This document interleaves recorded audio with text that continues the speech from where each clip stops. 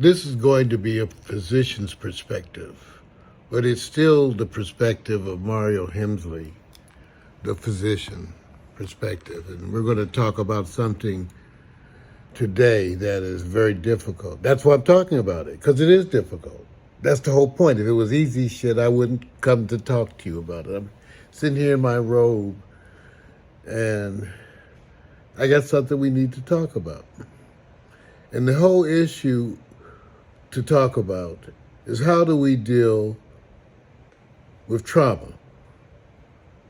When something happens in our community that hurts all of us, how do we deal with that? How are people affected? And I'll give you some personal insights, not for you to, you can judge it if you want, but if you are anything like me, you come out of it with mixed feelings. Even being there with mixed feelings. Terrible crash here, Windsor Hills, people seen it. If you've seen the video, it's a terrible video. For me, I'm hardened to those kinds of things, but what happens is, if I notice for me, it gives me flashbacks of other things that I've been part of. So I find I don't want to be going through the intersection. In fact, the other night, we kind of avoided it. We avoided it. And we avoided it because we're traumatized. We're hurt. And that hurt leads to mixed feelings. And where I disagree with many people, I don't think anybody is just spreading rumors just to be nasty. They want to understand how this occurred. I think everybody is, for the most part,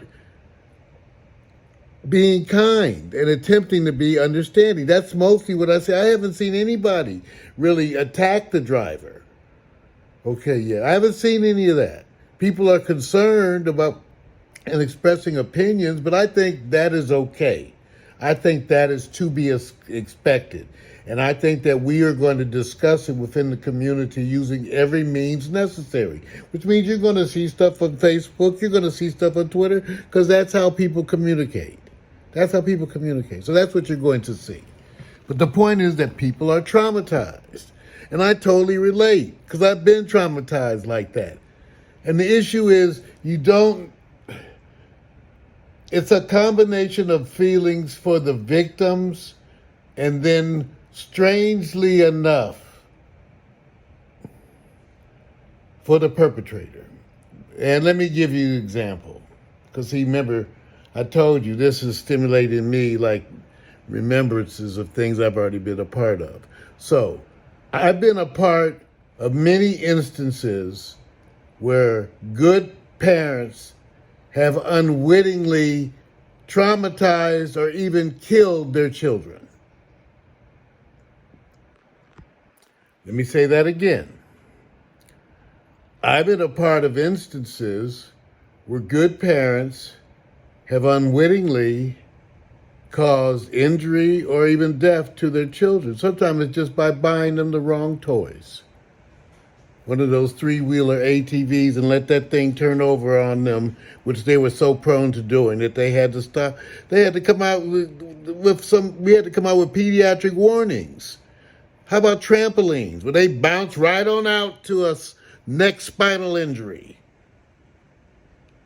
Okay, just by that. And then at least 3 times I've been involved with people ran over their own children in the driveway. Don't get me on the instances of when people leave things out. Medications out. Grandmom's medication the kids overdose on because she's watching the 2-year-old, and her medications are out there, and the 2-year-old wolfs it down. Certainly we always feel bad for the victims, but then you start to look at the perpetrator. See, I've been there with parents, and I can feel their overwhelming grief and guilt. They just did something by accident and harmed their own child. They're going to be suicidal. They're going to be suicidal. People make mistakes sometimes. I'm not saying that that's what I'm saying the accident made me think about all this, okay? I'm not saying the accident is this. I'm just saying part of my PTSD is the accident made me think about those instances that I've had personally. There are too many. Where good people hurt their children. I've certainly seen bad people hurt their children too. And I remember every single instance of that. But I've seen good people. People do have seizures and heart attacks while driving cars. Some people just, in an effort to provide for their families, work too hard and too long, and then fall asleep at the wheel and kill themselves or somebody. Remember, as the person who takes care of them, mostly what I ever felt was sad. It made me think about it. I don't remember ever feeling angry at the perpetrator. Maybe I should have. The woman in that crash survived. She's going to be judged. And then forever, she's going to have it in her mind that she caused the death of all those people. No matter what way it happens, she caused it. She's going to have that.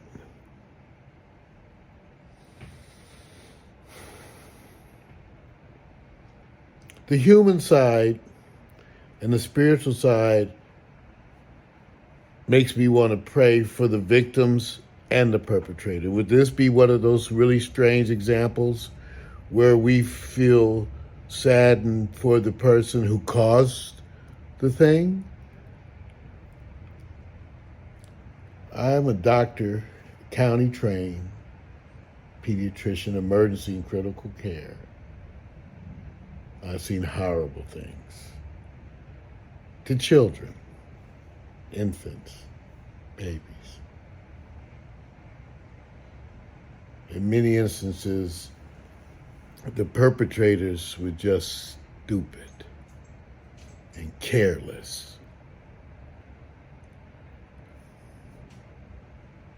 It's hard to sit and judge of them, to me. You also think so often, there but for the grace of God go I. To leave a drawer open or a back door open or turn your head around the pool. Terrible stuff. But I think it does do us better, I do, to talk about it than to not. I disagree with not talking about it. I don't think anybody's being mean or hostile. Certainly that would be distasteful to the rest of us. I think it's normal to have mixed feelings. Mixed feelings. I'm just, years later, I got mixed feelings.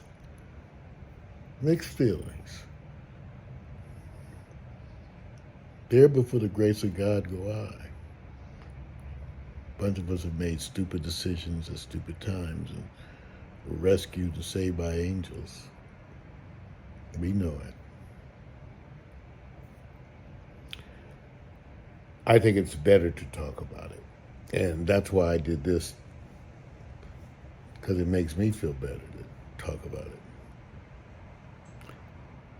I thank you for listening.